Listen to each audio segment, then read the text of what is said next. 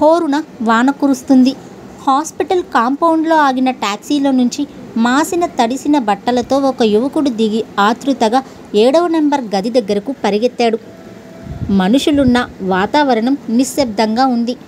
ఆ గదిలో అందరి ముఖాలు ఆత్రం, భయం, ఆందోళన వ్యక్తపరుస్తున్నాయి. అలికిడి విని తలెత్తిన శ్రీధర్ సంతోషంతో, ఆశ్చర్యంతో లేచి ఒక్కసారిగా ఎగిరాడు. వచ్చావా రవీంద్ర? వచ్చాను శ్రీధర్. ఏది నా మాధవి? శ్రీధర్ ముఖంలో ఒక తిరస్కార వీచిక చెలరేగి మాయమైంది. మౌనంగా మంచం వైపు దారి తీశాడు. అచేతనంగా పడి ఉంది మాధవి. మూసిన కండ్లపై అలుపు, నీరసం స్పష్టంగా కనిపిస్తున్నాయి. మాధవి వెర్రికేక వేసి దగ్గరగా పరిగెత్తాడు. సెలైన్ ఎక్కిస్తున్న శ్రీదేవి ఒక్కసారిగా తలెత్తి చూసింది. శ్రీదేవి మెల్లగా లేచి రవీంద్రను సమీపించి, కండిషన్ సీరియస్గా ఉంది, ఇక్కడ ఆవేశాలు పనికిరావు మిస్టర్ అంది. బొటబొట కన్నీరు కార్చాడు రవీంద్ర. వీల్లేదు డాక్టర్, నా మాధవి బ్రతకాలి, నేను క్షమాపణ చెప్పుకోవాలి, బ్రతికించాలి డాక్టర్. శ్రీదేవి చేతులు పట్టుకుని పసిపిల్లవాడిలా ఏడ్చాడు. గంభీరంగా అంది శ్రీదేవి. సాయశక్తిలా ప్రయత్నిస్తాను, సఫలం అవుతుందని ఆశిస్తున్నాను. మీరు మాత్రం శాంతించడం అవసరం. కానీ ఒక్క మాట చెప్తున్నాను వినండి. విద్యావంతులు, వివేకవంతులం పరిస్థితులకు వివసులం కాకూడదు. తొందరపాటులో తెచ్చుకున్న కష్టాలు త్వరగా పోవు. మనసులు తిరిగి మనుషులు దూరమైనాక మమతలు చిగురించి ప్రయోజనం ఉండదు. రండి, మీ అబ్బాయిని చూద్దురు గాని. ప్రక్క గదిలో ఉంచాం. మూగగా అనుసరించాడు రవీంద్ర. ఒక హాల్ పొడవున స్టాండ్ ఉయ్యాలలో ఉంచబడ్డారు పాపపుణ్యాలెరుగని పసిబిడ్డలు. ఇదిగో మీ బిడ్డ బంగారు ఛాయతో, గులాబీ బుగ్గలతో గుప్పిళ్ళు మూసి నిద్రపోతూ నవ్వుతున్నాడు. అమాయకంగా దేవునితోనేమో ముట్టుకుంటే కందిపోయేటట్టున్నాడు. మాధవి అందం మీ పసిమి పుంజుకున్నాడు అంది శ్రీదేవి బిడ్డని రవీంద్ర చేతుల్లో పెడుతూ. మాధవి క్షమతో కానీ మాలిన్యం కానీ కడుక్కుపోదు. అంతవరకు ఈ పవిత్ర స్వరూపాన్ని అంటే యోగ్యత నాకు లేదు. గిరుక్కున వెనుదిరిగి మాధవి గదిలో ప్రవేశించాడు. అదేం కర్మో, ఎన్ని మందులిప్పించినా ఆ నీరసమే తగ్గలేదు. వచ్చిన దగ్గర నుంచి నీ వస్తావని ఎదురు చూసింది. ఒక్క ఉత్తరమైనా రాయకపోతివి. నిన్న పొద్దున్న పురుడొచ్చింది. అప్పటినుంచి స్పృహే లేదు. ఎందుకు ఇప్పుడొచ్చి ఏం ప్రయోజనం? బావురు మంది మాధవి తల్లి. ఎవరో బయటకు తీసుకుపోయారామెను. మందులేం చేస్తాయి మనసులో బాధకు? మెల్లగా గొణుక్కున్నాడు శ్రీధర్. దేనికి మాట్లాడలేదు రవీంద్ర. తలెత్తి చూడలేదు. మౌనంగా మాధవి తలని మురుతూ ఎటో చూస్తూ ఉండిపోయాడు. నిశీది నిశ్శబ్దంలో గోడ గడియారం కొట్టిన 2 గంటలు గంభీరంగా వినిపించాయి. మాధవి తల్లి, అన్న, వదిన, భర్త ఎవ్వరికీ నిద్రలు లేవు. చుట్టూ ఆత్రంగా ఎదురు చూస్తూ నిల్చున్నారు. సూటిగా చూడ్డానికి భయం, చూడకుండా ఉండలేరు. రవీంద్ర, ఎక్స్క్యూజ్ మీ అంటూ డాక్టర్ శ్రీదేవి మెల్లగా చెప్పింది. ఆమెకు తెలివి వస్తోంది. ఇప్పుడే మీరు కనిపించడం అంత మంచిది కాదు. ఒక్క క్షణం చూసి మెల్లగా లేచి నర్సు వెంట బయటకు వెళ్ళిపోయాడు రవీంద్ర. అప్పుడే స్క్రీన్ చాటు నుంచి ఒక పరిచిత కంఠం ఎలా ఉంది అంటూ మంచం దగ్గర కదలడం వెళ్ళిపోతున్న రవీంద్ర గమనించాడు. కానీ ఆ ఆకారం ఎవరిదో, కంఠస్వరం ఎవరిదో గుర్తించడం రవీంద్ర మనస్థితికి అతీతమైంది. క్రమంగా చీకట్లు అంతరించసాగాయి. తూర్పు దిక్కు అరుణరాగా రంజితమైంది. శూన్యంలోకి చూస్తూ నిమిషమొక యుగంగా గడుపుతున్న రవీంద్ర భుజం తట్టింది శ్రీదేవి. కంగ్రాచ్యులేషన్స్ బ్రదర్, ప్రమాదం దాటిపోయింది. మీరు చూడవచ్చు. ఆ సంతోషంలో అంతకంటే మాట్లాడలేకపోయాడు రవీంద్ర.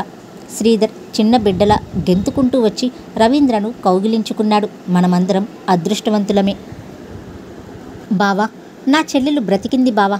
కళ్ళు తుడుచుకుంటూ రవీంద్రను పట్టుకుని లాక్కుపోయాడు. పడుకుని ఉన్న మాధవి నేత్రాలలో ఏ భావమూ లేదు. నిశ్చలంగా, నిర్మలంగా చూస్తుంది. నిష్కలంకతో వెలిగిపోతున్న ఆ ముఖంలోని తేజస్సు చూడలేక కళ్ళు వాల్చాడు రవీంద్ర. ఆమెను సమీపించడానికి అతడికి ధైర్యం చాలలేదు. వచ్చారా, కూర్చోండి. నీరసంగానే అయినా స్ఫుటంగా ఉంది మాధవి గొంతు. రవీంద్ర మాట్లాడలేదు. ఇంకా కోపమేనా? కొంచెం కళ్ళెత్తి జాలిగా అడిగింది మాధవి. లేదు మాధవి, లేదు. కోపం కాదు, సిగ్గు. దగ్గర కూర్చుని బావురుమన్నాడు. నాలాంటి నీచుడికి ఇంత గౌరవం ఇస్తావని అనుకోలేదు. అతడిలో పరివర్తనకు ఆశ్చర్యపోతూ మాట్లాడలేకపోయింది మాధవి. బాబును చూశారా? పవిత్రమైన నిన్ను, నీ బిడ్డను ముట్టుకునే అర్హత లేదు మాధవి నాకు. కళ్ళు తుడుచుకున్నాడు. ఎందుకింత గౌరవిస్తున్నావు? నేను చేసిన తప్పులు నీకు తెలియలేదా మాధవి? గాద్గదికంగా అడిగాడు. నీరసంగా నవ్వింది మాధవి. తప్పులు చేయని మానవులెవ్వరు? మీ తిప్పలు నెత్తి చూపే అర్హత నాకుందా అని నా ఆలోచన. పసిబిడ్డను తీసుకొచ్చిన శ్రీధర్ అందుకున్నాడు. అవును రవీంద్ర, నీకేం భయం లేదు. మా చెల్లాయి దేవత. ఆవిడ ఎవరిని నిందించదు, శిక్షించదు. డాక్టర్ శ్రీదేవి నవ్వుతూ వచ్చి నిల్చుంది మాధవి రవీంద్రలను చూస్తూ. మీ రుణం తీర్చుకోలేను డాక్టర్. శ్రీదేవి 2 చేతులు పట్టుకున్నాడు రవీంద్ర. నవ్వుతున్న శ్రీదేవి ఒక్కసారిగా గంభీరంగా మారిపోయింది. నిజంగా మీకు ఉపకారం చేసిన వారికి కృతజ్ఞత తెలుపుకుంటారా రవీంద్ర? కృతజ్ఞత కోరిన ధనమిస్తాను. వెటకారంగా నవ్వింది శ్రీదేవి. అంత శ్రమ వద్దులేండి. ఒక్క మంచి మాట ఆడితే చాలు. ధనం మీరిచ్చినా నేను తీసుకోను. ఆమె నా చక్రవర్తి చెల్లెలు. ఆమె బ్రతకడమే నాకు కావాల్సింది. చక్రవర్తిని ఎరుగుదురా మీరు? విస్తుపోయాడు రవీంద్ర. ఎరుగుదును, కానీ మీలా కాదు. ఒక దేవతగా అతడిని నేను ఎరుగుదును. నేను మాధవిని బ్రతికించింది నేనొక్కతినే కాదు. చాటు నుండి చక్రవర్తి నడిపించాడు వైద్యమంతా. అవును రవీంద్ర, మాధవి స్థితి అంతా ఏ రోజుకా రోజు ట్రంక్ ఫోన్ చేసి దాని ద్వారా తెలుసుకుని అమూల్యమైన సలహాలు ఇచ్చేవాడు. నువ్వెంత అసహించుకున్నా నీ మీద అతడికి ఏమాత్రం కోపం లేదు. మాధవిని నీకంటే నాకంటే ప్రేమగా చూసుకుంటున్నాడు. కానీ ఆ అభిమానం మన భావనకి, నిర్వచనానికి అందనిది అన్నాడు శ్రీధర్. అంతేకాదు, మాధవి తల్లి అందుకుంది. దానికి నొప్పులు ప్రారంభం అవగానే నీకు టెలిగ్రామ్ ఇచ్చినప్పుడే అతడికి ఇచ్చాం. గంటలో విమానం మీద వచ్చి వాలాడు. ఈ క్షణం వరకు నిద్రాహారాలు లేకుండా దానికి మందులు, ఇంజెక్షన్లు ఇస్తూనే ఉన్నాడు. శ్రమకు కానీ డబ్బుకు కానీ వెనుకాడకుండా నా తల్లిని నాకిచ్చాడు. దీపం పెట్టి మొక్కుతాను రోజు. పరిచితమైన ఆకారం స్క్రీన్ పక్కన కదలడం ఇప్పుడు అర్థమైంది రవీంద్రకు. ఆవేశంగా లేచాడు రవీంద్ర. ఇక్కడ కూడా అపార్థం చేసుకుంటానేమోనని నాకు చాటుగా ఉన్నాడన్నమాట ఏడి చక్రవర్తి. అతడి పాదాలు పట్టుకొనిదే నాకు శాంతి లేదు. చక్రవర్తి, చక్రవర్తి, ఇటు రావయ్యా అన్నాడు శ్రీధర్.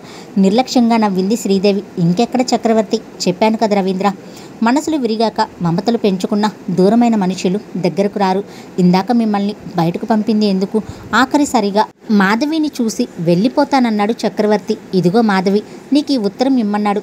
ఒక కవర్ మాధవికి ఇచ్చింది. వెళ్ళిపోయాడా? ఎక్కడకు? అందరూ ఏకకంఠంతో అడిగారు. నిట్టూర్చింది శ్రీదేవి. విదేశాలకు వెళ్తాడట, మళ్ళీ రాడట. మాధవికి కొన్ని మందులు ఇవ్వవలసిందిగా ఉందిందులో. అందుకే అతడిని విమానాశ్రయానికి సాగనంపే అదృష్టం కూడా నాకు లేకపోయింది. చిన్నప్పటి నుంచి అతడిది బాధాహృదయమే. పోనివ్వండి, అక్కడైనా కొంత ఉపశాంతి లభిస్తే అంతే చాలు. ఉత్తరం శ్రీధర్ బిగ్గరగా పైకి చదివాడు. సౌభాగ్యవతి మాధవి, చిరంజీవిగా వర్ధిల్లు. సోదర భావంతో చేసిన ఈ సంబోధనకు ఆగ్రహించవు అని అనుకుంటున్నాను.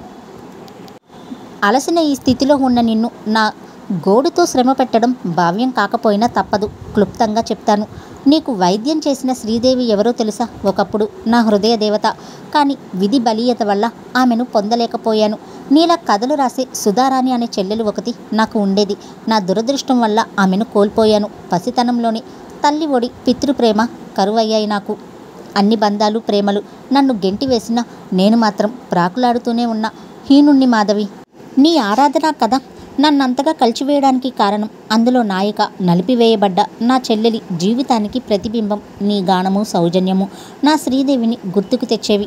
అలా నీ సౌందర్యంలో నా రక్త సంబంధాన్ని, నీ కథలో ఒక పాత్రను, నీ గానంలో ఒక విషాద స్మృతిని ప్రేమించుతూ నేను నీకు దగ్గరయ్యాను. నీ కంఠమాధుర్యంలో, నీ సంగీత శ్రవణలో నిద్రాణమై ఉన్న కళాపిపాస నాలో మేల్కొంది. నీ రచనా శైలి గతించిన నా మానసిక ప్రవృత్తిని మృదువుగా స్మృతించి ఆనాటి చక్రవర్తి ఛాయను నిర్జీవమైన ఈ చక్రవర్తి ఎదుట నిలబెట్టి కళ్ళు మిరుమిట్లు కొలిపేటట్లు చేస్తుంది. నీ రచనలోని స్త్రీ పాత్రలు నా చుట్టూ పరిభ్రమించి యవ్వనారంభంలో విద్యార్థి దశలో ఉన్న సముద్ర తరంగాల వంటి నవచైతన్యం కలిగించాయి నాకు. ఆ పూర్వస్మృతులు హృదయాన్ని తాకినందువల్ల లభించేది కేవలం మానసిక ఆందోళన మాత్రమే అయినా అందులోనే ఒక తృప్తి, ఆత్మశాంతి లభించేవి. నా చెల్లెలి గాథ ఎన్నోసార్లు నీకు చెప్పాలని, నీ చేత అన్నయ్య అని పిలిపించుకోవాలని ఉండేది. కానీ ఆ దురదృష్టవంతురాలితో నిన్ను పోల్చుకోలేక నా ప్రయత్నం విరమించుకునేవాణ్ణి. పవిత్రురాలైన స్త్రీకి ఎటువంటి గౌరవం ఉండాలని అభిప్రాయపడతానో, సంసార నౌకకు చుక్కాని అయిన ఇల్లాలికి ఎటువంటి ప్రేమాదరణలు ఉండాలని కోరుకుంటానో, విద్యావతికి ఎటువంటి విశిష్ట స్థానం ఉండాలని ఆశిస్తాను, గుణరూప సంపదలున్న స్త్రీ ఉత్తమ పురుషుని వద్ద రాణించాలని ఊహిస్తాను. సరిగ్గా అటువంటి లక్షణాలన్నీ నీలో ఉన్నాయి. నీవు రానివని ఆనందించాను. నీ వంటి ఉత్తమురాల్ని భార్యగా పొందిన రవీంద్ర పుణ్యపురుషుడు అనుకున్నాను. ఏ లోటు అసంతృప్తి లేని మీ సంసారాన్ని చూసి మనసారా ఆనందించాను. ఈ అన్ని కారణాల వల్ల నీ మూర్తి నా హృదయంలో మాటలకందని ఒక అసాధారణను, ఒక బంధాన్ని ఏర్పరచుకుంది. ఈ అపూర్వ సంబంధం ముందు నీతి లేని లోకమే తల ఉంచుకోవాలని, వ్యక్తిత్వాలను అదుపులో పెట్టుకోవాల్సిన నటన, నిష్ఠా నిగ్రహాల ప్రదర్శన అక్కడ అనవసరమని పశుప్రాయులు గ్రహించలేరు. అంతఃకరణ ఆర్ద్రత అవసరమని, మనసులను దగ్గర చేస్తాయని సత్యం సామాన్యులకెలా తెలుస్తుంది?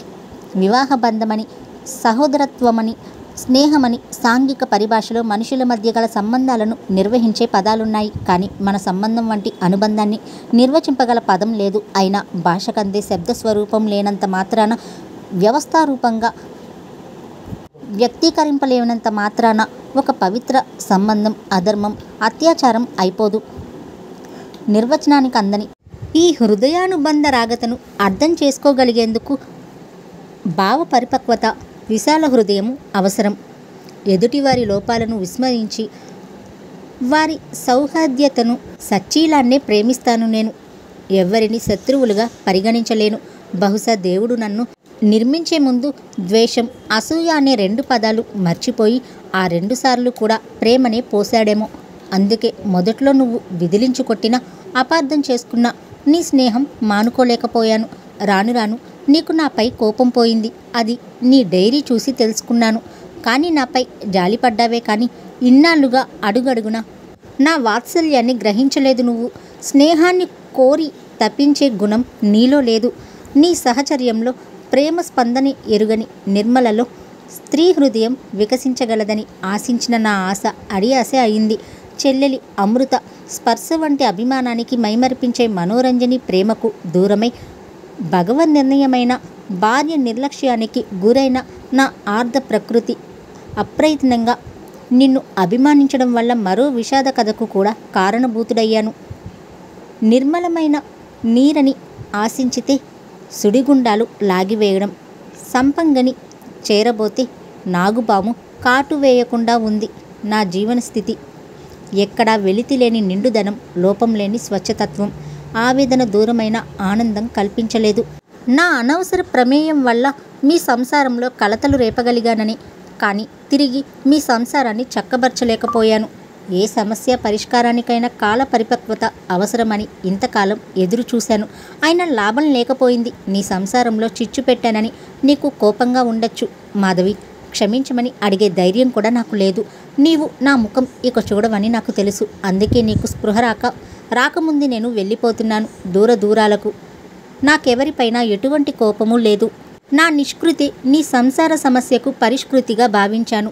ఇన్నాళ్ళుగా అడుగడుగునా తగిలే దెబ్బలకు బొప్పి కడుతున్నా లేచి సాగిపోయాను. కానీ ఇక ఈ మాదిరి నా జీవితానికి ప్రయత్నపూర్వకంగా స్వస్తి చెప్తున్నాను. సాగిపోతున్న ఈ జీవన స్రవంతిలో పూడని అగాధాలను పూరింపచేయటానికి చేసే ఈ అన్వేషణకు మాత్రం ఇక స్వస్తి. జీవితం చిత్రాతి చిత్రమైనది. మనను ఆత్మీయులను చేయడానికి కారణమైన విషయాలే మనల్ని వేరు చేయడానికి కూడా కారణమయ్యాయి. నీలోని ఏ విశిష్ట గుణాలైతేనే నా గత జీవితాన్ని స్మృశించి నా హృదయాన్ని స్పందింపచేశాయో ఆ ప్రతిభలే నేడు నన్ను వెనుదిరిగి చూడనీయకుండా తరిమివేస్తున్నాయి. మానవుల మనస్తత్వాలకు నా మనోప్రవృత్తికి ఏదో సమన్వయం లేకపోవటం వల్లే ఈ విపరీత పరిణామాలు ఏర్పడుతున్నాయి. కేవలం నా నామమాత్రపు జోక్యం వల్లనే ఇతరులకు కలిగే నష్టాలను చూసి ఏదో లోపం నాలోనే అజ్ఞాతంగా అంతర్లీనమై ఉందని నిర్ణయించుకున్నాను. స్నేహానుబంధాలు, మమతానుబంధాలు అనుమానాలతో, అసత్య ప్రచారాలతో కలుషితమైపోయే ఈ వాతావరణంలో ఇమడలేను. నాలో నిస్పృహ, నిర్లిప్తత అధికమయ్యాయి. విషాదభారం మోయలేకుండా ఉన్నాను. వాటి నుండి తాత్కాలికంగా పారిపోవడానికే ఈ పర్యటన. అందువల్ల ఆత్మ పరీక్షకు కూడా అవకాశం కలుగుతుందనే అభిప్రాయంతో ఉన్నాను. వ్యక్తిగత ప్రేమానుబంధం ఒకవైపు లాగుతూ ఉంటే ఒక ధర్మ సాధనకై ఆ బంధాన్ని అతి ప్రయాసతో తెంచుకుని పోతున్నాను. ఇక నిర్మల సంగతి అంటావా? ఆమెకు నా ధనమే కానీ నేనెప్పుడూ అక్కర్లేదు. ఆమె అసూయతో రాసిన ఉత్తరమే నీ సంసారాన్ని నాశనం చేసింది.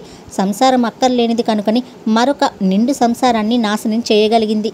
నా యావదాస్తి నిర్మలకు, నా డిస్పెన్సరీలోని మందులు శ్రీదేవి ద్వారా బీదలకు, నా తోట ఒక అనాథాశ్రమానికి చెందాలని నేను అనుకుంటున్నాను. అన్ని ఏర్పాట్లు చేసి వెళ్ళిపోతున్నాను. క్షమించుతావు కదూ? నీకు చిరంజీవికి ఆశీస్సులతో చక్రవర్తి అన్నయ్య. మాధవి ఒక్కసారి బావురుమంది. చక్రవర్తి అంటూ రవీంద్ర తల్లడిల్లిపోయాడు. అలా కంగారు పడి లాభమేమిటి? అతనెక్కడున్నా వెతికి వెనక్కి తీసుకువచ్చే భారం నాది అంటూ శ్రీధర్ బయటకు పరిగెత్తాడు. రవీంద్ర కూడా అనుసరించాడు. చక్రవర్తి చాలా విసిగిపోయాడు. 7వ తారీఖు ఉదయం 6 గంటలకు సింగపూర్ బయలుదేరే విమానంలో ఎటో వెళ్ళిపోవడానికి నిశ్చయించుకున్నాడు. ఇప్పుడైనా కళ్ళు తెరిచి సంసారం నిలబెట్టుకో అంటూ శ్రీదేవి రాసిన ఉత్తరం చూసుకుని నిర్మల భయపడిపోయింది. అప్పుడప్పుడే పశ్చాత్తాపం పొందుతున్న ఆమె వెంటనే బయలుదేరింది. నిర్మల వచ్చేసరికి చక్రవర్తి విమానాశ్రయంలో క్యాంటీన్ దగ్గర ఒకచోట పరధ్యానంగా నిలబడి ఉన్నాడు. అనుకోకుండా హఠాత్తుగా వచ్చి కాళ్లకు చుట్టుకుపోయిన నిర్మలను చూసి ఆశ్చర్యచకితుడయ్యాడు చక్రవర్తి. నన్ను అన్యాయం చేయకండి, బుద్ధి వచ్చింది, ఇక నుంచి మీరు చెప్పినట్లు వింటాను అని బోరున ఏడుస్తున్న నిర్మలను లేవనెత్తాడు. నలుగురు విడ్డూరంగా చూడ్డానికి. కానీ ఎందుకు ఈ రభస నిర్మల? రభస కాదు, ప్రార్థిస్తున్నాను, నా బ్రతుకు నవ్వుల పాలు చేయకండి నిట్టూర్చాడు చక్రవర్తి. ఏంటి నీ ధోరణి ఇలా మారింది? నేనేం పట్టుకుపోవడం లేదు నిర్మల, ఆస్తి అంతా నీకే రాశాను. నిర్మల రెండు చేతులతోనూ నుదురు కొట్టుకుంది. బుద్ధి తక్కువ దాన్ని, కల్పవృక్షమని గ్రహించలేకపోయాను. మిమ్మల్ని నిర్లక్ష్యం చేశాను. రంపపు కోత అనుభవిస్తున్నాను పుట్టింట్లో. క్షమించి ఈ ప్రయాణం మానేయండి, ఇంటికి తిరిగి రండి. నాకు డబ్బే లోకం కాదు. తప్పదు నిర్మల, వెళ్ళి తీరాలని నిశ్చయించుకున్నాను. కానీ ఇది నీ మీద కోపం కాదు, నా మీద నాకే అసంతృప్తి. మనసు సర్దుకున్నాక తిరిగి వస్తానులే. అయితే నన్ను తీసుకుని వెళ్ళండి. నిజంగా ఆశ్చర్యపోతున్నాను నిర్మల. పెళ్ళైన కొత్తలోనే నేను అమెరికా వెళ్తే నువ్వు కించిత్తైనా బాధపడలేదు. ఇప్పుడు ఇలాగన్నావంటే చాలా మారావన్నమాట. ఈ మార్పు గుర్తుంచుకుంటాను. కానీ నిర్మల, నీ షికార్లు, నీ వినోదాలే కానీ ఒకనాడైనా ప్రేమగా నా కోరిక ఏదైనా తీర్చావా? ఏనాడైనా ఆప్యాయంగా అన్నం పెట్టావా నీ చేత్తో? ఈ మాత్రం దానికి ఎందుకు ఆ సంసారం? దెప్పు పొడుస్తున్నానని అనుకోకు. బహుశా నీ మనసు ఎవరిపైనో ఉండి నన్ను బలవంతంగా పెళ్లి చేసుకున్నావేమో అని కూడా అనుకున్నాను చాలాసార్లు.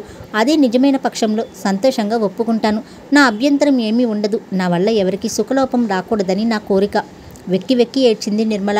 లేదు, ఎవరిపైనా లేదు. అంతటి నీచురాల్ని కాను. కానీ తెలిసి తెలియని వయసులోనే పెళ్ళై కాపురానికి వచ్చాను. మిమ్మల్ని అర్థం చేసుకోలేక పూర్వమే మీ పిన్నిగారు చెప్పిన మాటలు విని ఇలా తయారయ్యాను. మీరు అమెరికా వెళ్ళిపోవడంతో నా అనుమానం మరింత బలపడింది. ఆనాడు శ్రీదేవి మీ స్నేహితురాలని మా పిన్ని చెప్పినప్పుడు ఆమెను గురించి నాలో విషబీజాలు నాటుకుపోయాయి. ఈనాడు శ్రీదేవి లాంటి దేవత ఉందా అని ఆశ్చర్యపోతున్నాను.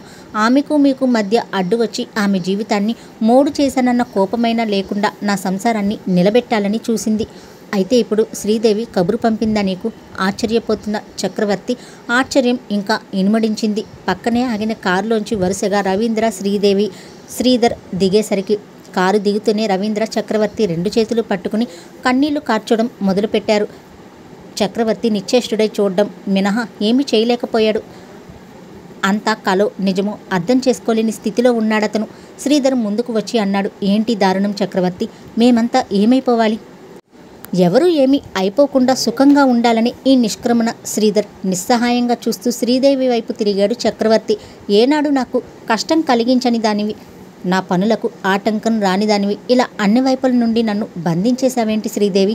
నా ప్రయాణం విషయం రహస్యంగా ఉంచుతానన్నావు కదూ? నిండా కన్నీళ్లతో శ్రీదేవి బరువుగా తలెత్తింది. అవును, అడ్డు రాలేదు. అందువల్ల కలిగే బాధ నా ఒక్కదాందే అయినప్పుడు కానీ ఇప్పుడు చక్రవర్తి బాధపడిన హృదయమే బాధను అర్థం చేసుకోగలదు. నాలాగా నిర్మల జీవితం నాశనం అవ్వాలా చెప్పు? ఒక సంసారం నిలబడితే మరో సంసారం బలి చేస్తావా? రవీంద్ర మెల్లగా మాట్లాడడానికి ఉపక్రమించాడు. నా తప్పులన్నీ తెలుసుకున్నాను. నీ మీద నాకు కోపం లేదు చక్రవర్తి. నా జీవన జ్యోతి మాధవిని నిలబెట్టిన నీ పాదాలు కడుక్కుని ఆ నీటిని తాగుదానికి వచ్చాను. నీ పట్ల చూపిన అగౌరవానికి సిగ్గుపడుతున్నాను చక్రవర్తి. నన్ను క్షమించి తిరిగి మళ్ళీ ఇంటికి రా. లేకపోతే నాకు మనశ్శాంతి ఉండదు. నన్నేదో గొప్పవాణ్ణి చేసి బతిమిలాడొద్దు రవీంద్ర. నాకెవరిపైన కోపం లేదు. నేనొక నష్టజాతకుణ్ణి. నాతో బంధుత్వం, స్నేహం పనికిరాదు. అందువల్ల అందరికీ అనర్థాలి. దయుంచి నన్ను పోనివ్వండి. మీరంతా ఆనందంగా ఉండండి. మాధవిని ప్రాణంగా చూసుకో. అదే నా కోరిక. నన్ను పోని నిట్టూర్చాడు రవీంద్ర. నన్ను మాధవే తేలికగా క్షమించగలిగింది. ఇక నువ్వు క్షమించలేవా అనే ధైర్యంతో వచ్చాను నవ్వాడు చక్రవర్తి. అందుకే ఆమెను దేవత అన్నాను. మరో స్త్రీ ఎవరైనా సరే సూటిపోటి మాటలు విసురుతూ ఉంటారు, మనసుని బాధ పెడుతూ ఉంటారు. ఆమె సామాన్యురాలు కాదు రవీంద్ర. నీ జీవితానికి లక్ష్మి, జాగ్రత్తగా చూసుకో. ఎలా చక్రవర్తి? ఇన్ని తెలిసిన నీకు చెప్పాలా? ఎలా ఆమెను జాగ్రత్తగా చూడడం? శ్రీదేవి చాలా తెలివిగా అడిగింది. కంటికి మంటకి ఏకదారిగా ఏడుస్తోంది. పచ్చి బాలింతరాలు, అసలే నీరసంగా ఉంది. నీ ఈ చర్యకు ఆమె హృదయం తట్టుకోగలదంటావా? ఇన్నాళ్ల మన శ్రమంతా వృధా అయిపోయింది. అదిరిపడ్డాడు చక్రవర్తి. నిజమేనా అన్నాడు కంగారుగా. అక్షరాల ఎంత మంచివారైనా ఒక్కో స్థితిలో వారిని చూసి జంకడం మామూలే. మంచినీరు లేనిదే బ్రతకలేని మనుషులు మహాప్రవాహ వేగాన్ని చూసి పారిపోవడం సహజం. నది వద్దకు వెళ్ళి నీరు తెచ్చుకుంటారు గాని నది దయతలచి వస్తూ ఉంటే భయపడిపోతారు. అందుకని కోపంతో మంచినీరే బిగపట్టేస్తే ఏమైపోతారు? ఆ ప్రవాహానికి కాలువలు తీసి సద్వినియోగం చేసుకోవాలి అంది శ్రీదేవి నవ్వుతూ. చక్రవర్తి కూడా నవ్వాడు. గొప్ప ఉపమానమే చెప్పావు, కానీ నేనంత మహామనుణ్ణి కాను శ్రీదేవి. సరే, ఏమైతేనేం మాధవికి ఏమాత్రం కష్టం కలిగించలేను. పదండి. ఆవిడ అనుమతి తీసుకున్నాకనే వెళ్తాను. హమ్మయ్య, తృప్తిగా ఊపిరి పీల్చాడు శ్రీధర్. హమ్మయ్య, ఆ మాట అన్నావు, బావుంది. అయినా మధు నిన్ను వెళ్ళనిచ్చినప్పుడు చూద్దాంలే. ఒక్క మాట మెల్లగా అన్న నిర్మల మాటలకు ఏమిటన్నట్లు చూశారు అందరూ.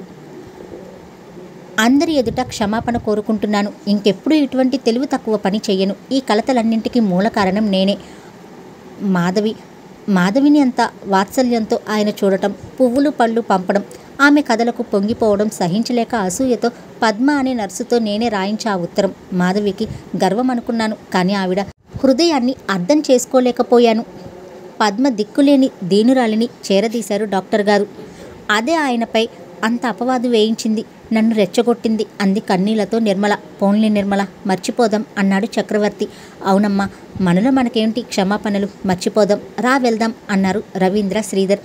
ఎండలకు కాలి బీటలు వారిన నేల వర్షానుగమనంతో చల్లబడి ప్రశాంతత పొందింది. చెట్లు చేమలు సంతోషంగా తలలు ఊగించుకుంటూ ఉన్నాయి. మూలమూలలు ఉన్న చీకట్లను పారద్రోలి తన బంగారు కిరణాలను లోకంపై ప్రసరించి వెలుగు ప్రసాదిస్తూ బయలుదేరాడు బాలబాణుడు. ఆకాశం మేఘాదూరమై నిర్మలంగా ఉంది. చల్లని ప్రశాంతత ప్రకృతిలో మానవ కోటి ఆహ్లాదం పొందుతోంది. సంధ్యాసానువులు నీరసంగా సాగి వస్తున్నాయి. మేడ వరండాలో నిలిచి సంధ్యాశోభను తిలకిస్తున్న మాధవి తననెవరో మృదువుగా పిలిచినట్టు అనిపించింది. వెంటనే వెనక్కి తిరిగి చూసింది. రవీంద్ర, ఇక్కడ నిల్చున్నావేంటి? చలిగాలికి జబ్బు చేయదు? ఈ ఆలనా పాలనలు ఇన్నాళ్ల నుండి ఏమయ్యాయి అని అనుకుంటున్నాడు రవీంద్ర. కానీ అతడికి ఆశాభంగమే అయింది. దేవుళ్ళు, ఏడ్పులు, మొత్తుకోళ్ళు తెలియని వినయ సౌజన్యమూర్తి మాధవి. నాకింకే జబ్బులు మాలిన్యాలు అంటవు. నీరసంగా నవ్వి గదిలోకి దారి తీసింది. గది మధ్య స్టాండ్ ఉయ్యాలలో ముద్దులు మూట కడుతున్న పసిడి ఛాయ పసిబిడ్డ అమాయకంగా అందంగా నిద్రపోతున్నాడు. ఊయలకు అటు ఇటు నిల్చుని ప్రేమ ఫలాన్ని పరికిస్తూ ఆలోచనల్లో తేలిపోతున్న భార్యాభర్తలిద్దరూ చక్రవర్తి, శ్రీధర్లు గదిలో ప్రవేశించడం గమనించనే లేదు. ఏం బావగారు, మీ అబ్బాయి మాతో మాట్లాడవద్దంటున్నాడా అన్నాడు శ్రీధర్ రవీంద్ర భుజం చరుస్తూ. మాధవి సిగ్గుపడి ఉయ్యాలకు దూరంగా వెళ్ళి కుర్చీలో కూర్చుంది. రవీంద్ర తిరిగి మాట విసిరాడు. అవును, మాట్లాడవద్దంటున్నాడు. మీ చెల్లాయి గుణాలు వచ్చినట్లున్నాయి. పాపాయిని చేతిలోకి తీసుకున్నాడు చక్రవర్తి. నోటితో చెప్పనక్కర్లేదు, రూపమే చెప్తోంది. ఎవరి పోలికో. మా చెల్లెలికి చుక్క కళ్ళు, చప్పిడి ముక్కు లేవు. చక్రవర్తి మాటలకు శ్రీధర్ గది దద్దరిల్లేలా నవ్వాడు. మాధవి కూడా శృతి కలిపింది. సందడికి మేల్కొన్న పిల్లవాడు క్యార్మంటూ తన వాయిద్యాన్ని జోడించాడు. చక్రవర్తి చేతుల్లోంచి కొడుకుని తీసుకుని జో కొడుతూ, ఎక్కడికెళ్ళారయ్యా? మధ్యాహ్నం కాఫీలకు కూడా రాలేదు అంది మాధవి శ్రీధర్ని, చక్రవర్తిని చూస్తూ. చక్రవర్తి నవ్వి ఊరుకున్నాడు. శ్రీధర్ అతడి వైపు సాభిప్రాయంగా చూస్తూ, నయం కదూ, ఇంకా కూడా నేనుండబట్టి ఇప్పుడైనా లాక్కొచ్చాను. బజారంతా కొనేస్తున్నాడు మేనల్లుడు బారసాల బహుమతుల కోసం. పండితురాలి వంటి చెల్లెలి ముందు అవేం మాటలయ్యా? బారసాల కాదు, బాలసారే అనాలి అన్నాడు చక్రవర్తి మాట తప్పింపచేస్తూ. కానీ శ్రీధర్ వదల్లేదు. ఎన్నెన్ని కొన్నాడని రండి చూద్దురుగాని, నా గదిలో ఉన్నాయి. ఏంటి శ్రీధర్, నువ్వు మరీను చిరుకోపం ప్రదర్శించాడు చక్రవర్తి. తడిసిన కనురెప్పలను బరువుగా పైకెత్తి చక్రవర్తి వైపు చూసింది మాధవి. ఎందుకన్నయ్య అవన్నీ? మీరు మళ్ళీ దయతో తిరిగి రావడం, అందరం ఇలా మళ్ళీ కలిసి ఉండడం గొప్ప విషయం. మీ ప్రేమాభిమానాల కన్నా విలువైన బహుమతులు ఉన్నాయా ప్రపంచంలో? ప్రయత్నించినా ఆగకుండా జలజల రాలిపోయాయి కన్నీళ్లు. చక్రవర్తి లేచి వచ్చి మాధవి చెంపల మీద జాలువారే కన్నీటిని తుడుస్తూ మౌనంగా ఉండిపోయాడు. ఏవేవో భావ పరంపరలతో అతడు కూడా ఆవేశపూరితుడై మాట్లాడలేకపోయాడు. ఏంటి మధు, పిల్లవాణ్ణి ఒళ్ళో పెట్టుకుని చెల్లెల్ని వాత్సల్యపూర్వకంగా మందలిస్తూ ఆ మేనల్లుణ్ణి లేవదీసి ఉయ్యాలలో పడుకోబెట్టాడు శ్రీధర్. అవన్నీ చూస్తూ కూడా చూడనట్టు తల వంచుకుని కూర్చున్నాడు రవీంద్ర. చక్రవర్తికి అర్థమైంది అతడింకా పశ్చాత్తాపంతో సిగ్గుతో కుమిలిపోతున్నాడని. మెల్లగా రవీంద్ర చెయ్యి బట్టి లేవదీశాడు. ఆశ్చర్యం, అతడి చెక్కిళ్ళు కూడా తడిసి ఉన్నాయి. ఆనందాశ్రువుల పరిహాసమాడాడు చక్రవర్తి. లేని నవ్వు బలవంతంగా తెచ్చుకున్నాడు రవీంద్ర. చక్రవర్తి మాధవి చేతిలో రవీంద్ర చేతిలో చేయి ఉంచుతూ, ఇలాగే కలకాలం ఉండాలని ఆశీర్వదిస్తున్నాను. ఇక నుంచి మాధవికి అన్నలిద్దరు. నా ఇల్లు కూడా మాధవికి పుట్టిల్లే. విధిగా ప్రతి పండుగకు వేడుకకు నా ఇంట్లో కూడా మాధవికి ఆడపడుచు లాంఛనాలు మర్యాదలు దక్కుతాయి అన్నాడు గంభీరంగా, హుందాగా. అందరూ ఆశ్చర్యపోయాడు. ఇతడి వాత్సల్యానికి అంతే లేదా అని.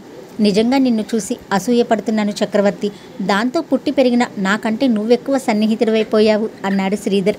శ్రీధర్ మాటలకు చిరు దరహాసాలు ఒలిపిస్తూ అందరూ పక్క గదిలోకి వెళ్ళారు. చూపరుల ఆశ్చర్యంలో ముంచేస్తూ పెద్ద ట్రంకు పెట్టి తెరిచాడు చక్రవర్తి. ఒక వెండి పళ్ళెం తీసి అందులో వెండి పన్నీరు బుడ్డి, అత్తరు సీసా, గంధం గిన్నె, బంగారు కుంకుమ భరిన, బంగారు తమలపాకు పళ్ళెం, ఖరీదైన చీర, రవ్వల నెక్లెస్ ఉంచి మాధవి చేతికి ఇవ్వబోయాడు. ఆ పని నిర్మల చేస్తే బాగుంటుందేమో అంది సన్నగా. అప్పుడే నిర్మలను వెంటబెట్టుకుని పైకి వచ్చిన శ్రీధర్ భార్య, అవును, తప్పు చేయనివాడు క్షమాపణ చెప్పుకున్నట్టు నేనివ్వడమేంటి?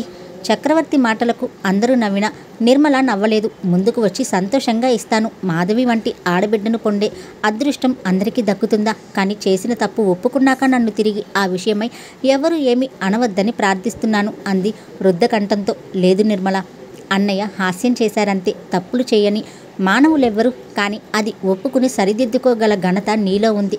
అందుకు నేను చాలా సంతోషిస్తున్నాను అంటూ మాధవి నిర్మల చేయి పట్టుకుని, నాది ఒక్క కోరిక తీరుస్తావా మరి? చక్రవర్తి అన్నయ్య మానవ రూపంలో ఉన్న దేవుడు. అటువంటి వారికి మిత్రులవ్వడం కానీ బంధువులవ్వడం కానీ గర్వించదగ్గ సంగతి. మరి నీవు సాక్షాత్తు అర్ధాంగివి అంటే ఎంత అదృష్టవంతురాలువో గ్రహించు. అతి చనువు తీసుకుంటున్నందుకు ఏమీ అనుకోకు గాని ఆయన మనసు నెరిగి ప్రవర్తించి శాంతి చేకూర్చమని అర్థిస్తున్నాను అన్నది. గొంతు వణికింది. నిర్మల చాలాసేపు మౌనంగా ఉండిపోయింది. కడకు, అవును వదిన, చెడు లేనిదే మంచి తెలియదన్నట్టు మానవులు కొన్ని తప్పుల వల్లే సరైన మార్గాన్ని, వ్యక్తుల విలువను తెలుసుకుంటారు. మీ అన్నయ్య నన్ను క్షమించాలే గాని మరెప్పుడు ఆయనకు కష్టం కలిగించనని చెప్పుకుంటున్నాను అంది నేల చూపులు చూస్తూ. తేలికగా నిట్టూర్చి కొద్దిసేపు కళ్ళు మూసుకుని మౌనంగా అన్నాడు చక్రవర్తి. కొద్ది క్షణాలకు లేచి, నీకు తెలుసు నిర్మల, నేనెవ్వరిపైన కోపం తెచ్చుకోనని, ఎవరిని ద్వేషించలేనని. నా దురదృష్టానికి నేనే కుంగిపోతాను అంతే. ఇన్నాళ్లకు మహాలక్ష్మి మాధవి వల్ల నా కన్నీటి బ్రతుకుపై పన్నీటి వాన కురిసింది. నిర్మల సంతోషంగా లేచి మాధవికి బొట్టు పెట్టి పళ్ళెం అందించింది. విలువైన అపురూపమైన ఆ చీరను చూసి ఆశ్చర్యపోతూ అటువంటిది తామెక్కడ చూడలేదని ఒప్పుకున్నారు. అవును, అంత అసాధారణమైనది కావాలని వెతికాను నా చెల్లెలి కోసం. అది 2000 పెట్టి జైపూర్ నుంచి తెప్పించాను అన్నాడు చక్రవర్తి సగర్వంగా. మరొక అందమైన చిన్న ట్రంక్ పెట్టి తెరిచాడు. అందులో ఖరీదైన పిల్లలు ఆడే రకరకాల బొమ్మలు, 2 ప్యాకెట్లు, ఒకటి పాల సీసా, మరొకటి పసివాడికి సన్నని గొలుసు, ఉంగరం. ఇవన్నీ ఆ ట్రంక్ పెట్టెలో ఉన్నాయి. అయితే ఇవన్నీ అల్లుడివి, మచ్చిక చేసుకుంటున్నామన్నమాట అప్పుడే అంది శ్రీధర్ భార్య కొంటిగా. అంతా నవ్వారు.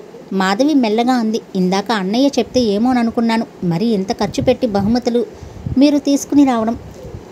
ఖర్చేమిటమ్మా, నీకివ్వతగ్గ బహుమానం అంటూ నా దగ్గర ఏదీ లేదు. కానీ ఏదో నా తృప్తి కొద్దీ ఇవన్నీ. ఇంతకు అసలు విషయం మర్చిపోయాను. మన పరిచయానికి గీతాలాపన జరిపినవి నీ కథలు. ఇంకా మంచి వాటిని సాహిత్య ప్రియులకు అందించమని నా కోరిక అంటూ ఖరీదైన పెన్ తీసి అందించాడు మాధవికి. ఈసారి తృప్తిగా, గర్వంగా అందుకుంది మాధవి. అయ్య బాబోయ్, రవీంద్ర హాస్యంగా మొదలెట్టాడు. ఎంత చెల్లెలైతే మాత్రం వాన కురిసినట్టు మరి అన్ని బహుమతుల. అయినా నీకు చెల్లెలపై పక్షపాతం ఎక్కువని తెలుసులే. దానికి తోడు ఆ మేనల్లుడొకడు దొరికాడు. ఇంకా మేం గుర్తుంటామా? రవీంద్ర మాటలందరినీ ఆపకుండా ఊపి ఊపి నవ్వించాయి. సమాధానంగా చక్రవర్తి, నువ్వటయ్యా బాబు మర్చిపోతే ఊరుకోవటం అయిందిగా ఓసారి శిక్ష అంటూనే మరొక ప్యాకెట్ విప్పాడు. అందులో ఖరీదైన షూటింగ్ క్లాత్తో పాటు చిన్న అందమైన ప్లాస్టిక్ పెట్టె, అందులో రాధాకృష్ణుల ఉయ్యాలు లాగుతున్నట్లు ముచ్చటగా ఉన్న విగ్రహం, స్టాండ్తో సహా అంతా దంతమే. రవీంద్ర మెల్లగా చక్రవర్తి వైపు చూశాడు. ఇద్దరి కళ్ళు ఒక్కసారి కలుసుకున్నాయి.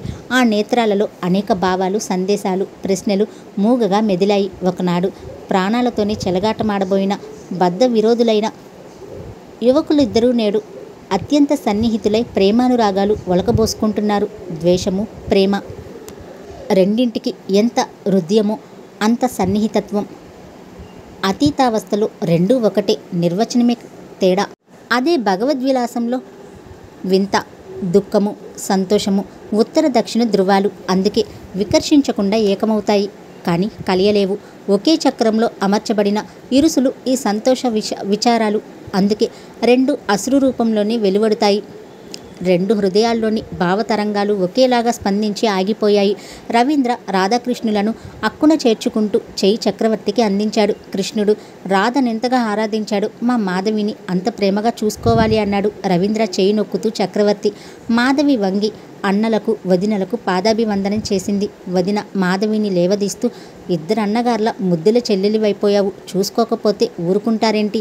కానీ రేపే కదా బారసాల. అన్నగారేం పేరు పెట్టారో, ఏం పెట్టాలని నిశ్చయించుకున్నారో తెలుసుకోవచ్చా అంది రవీంద్రను ఉద్దేశించి. అవును, నాకు వినాలనే ఉంది. సస్పెన్స్లో పెట్టకండి బావగారు అన్నాడు శ్రీధర్. నిర్మల అందుకుంది. మాధవదిన ఈపాటికేదో మంచి షోకైన పేరే సెలెక్ట్ చేసి ఉంటారు. రాత్రికి మెల్లగా అన్నగారికి ఆర్డర్ వేస్తే పాపం ఆయన తూచా తప్పకుండా నవ్వేసింది. మాధవి దృష్టి రవీంద్ర మీదకు తిప్పింది. అతడు ఉయ్యాల పక్కన నిల్చుని 1000 చందమామల అందాన్ని నింపుకుని నిద్రిస్తున్న కొడుకును తన్మయుడై చూసుకుంటున్నాడు. పితృవాత్సల్యంలో దేదీప్యమానంగా వెలిగిపోతున్న భర్త ముఖంలోని తేజస్సు చూస్తూ, నాదేం లేదు, వారి ఇష్టం అంటూ మెల్లగా గది దాటి వరండాలోకి ప్రవేశించి మేడపై కెగబాకిన మాలతీలతను ఆనుకుని నిల్చుని చూస్తూ ఉన్నాడు. లోపల రవీంద్ర మాట కోసం అంతా నిశ్శబ్దంగా ఎదురు చూస్తున్నారు. మలయ పవనం ముంగురులతో మృదువుగా సయ్యాటలాడుతోంది. దూరాన ఆలయం నుండి వినవస్తున్న జేగంటల గనగన ధ్వనిలో నూతన ఆనందోత్సాహాలను రేకెత్తిస్తున్నాయి ఎదలో. ఎవరో గృహిణి సంధ్యాహారతి ఇస్తూ ఋతుచక్రాన్ని గతి తిప్పకుండా నడిపే ఆ శ్రీనివాసుని సర్వేసుని రాగయుక్తంగా కీర్తిస్తోంది. అమావాస్య చీకట్లను అంతరింపచేసే జ్యోత్స్నాకాంతులను నిలువరింపచేసి ఉదయించిన ఆశారేఖ వెలువరిస్తున్న నిర్మలమైన నీలాకాశాన్ని తిలకిస్తున్న మాధవి చెవులకు గదిలో రవీంద్ర కంఠం నుండి ప్రశాంతంగా, మధురంగా, గంభీరంగా వెలువడిన చక్రవర్తి అనే మాట వినిపించి పులకరించింది.